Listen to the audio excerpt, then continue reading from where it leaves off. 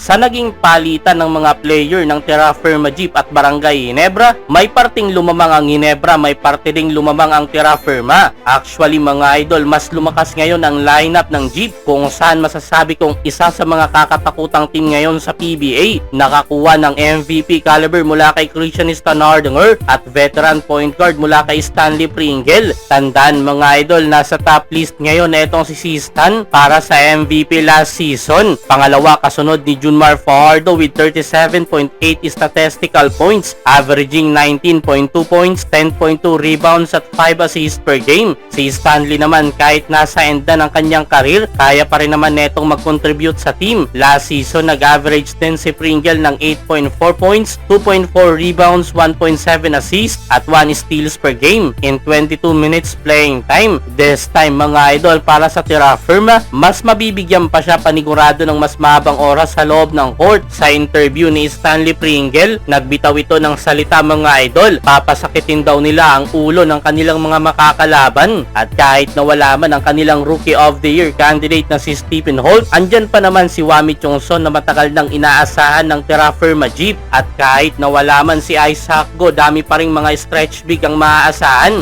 Andyan ang mga veteranong sina Kevin Ferrer, Andres Kailig at Aldrich Ramos. At kahit nagkaroon ng injury kanilang import na si Brandon Edwards, solid din ang napili nilang kapalit. Ang dati na rin nilang import na si Antonio Hester, na huling naglaro sa PBA sa koponan ng Magnolia Hotshots. Ito ang potential starting 5 ng Jeep: Chongson, Pringle, Ferrer, Stan at Hester. Kompletos Ricados mga idol kung sisilipin. May mga point guard na can pass, score at attack the basket with Wami at Stanley. At especially ang nagpalakas talaga sa lineup ngayon ng Terra Firma, etong si Christianista Nardinger. Magiging solid na ang painted area ng team with Stan. Sabayan pa ng kanilang import na si Antonio Hester. Luluwag ang espasyo sa mga shooters ng Terra Firma Jeep. Meron ding mga solid na suporta mula sa bench: John Grospi, Mark Sanggalang, Tommy Olivario, kay Mark Carino, Brent Paraiso. At naisama din nila sa lineup ang dalawang rookie mula Ginebra na sina Paulo Hernandez at Didat Hanapi. Hinihintay na lang nilang ma-release ng MPBL kanilang 10th overall pick rookie na si Mark Nonoy. Maging healthy lang lahat hanggang dulo, palag-palag panigurado etong Terra Firma Jeep. August 21 kanilang unang laban, makakatapat ang Converge Fiber. Sa tingin nyo mga idol, ilang games kaya ang maipanalo ng Terra Firma ngayong conference? Kaya kayang makapasok sa playoffs? Well, abangan natin mga idol.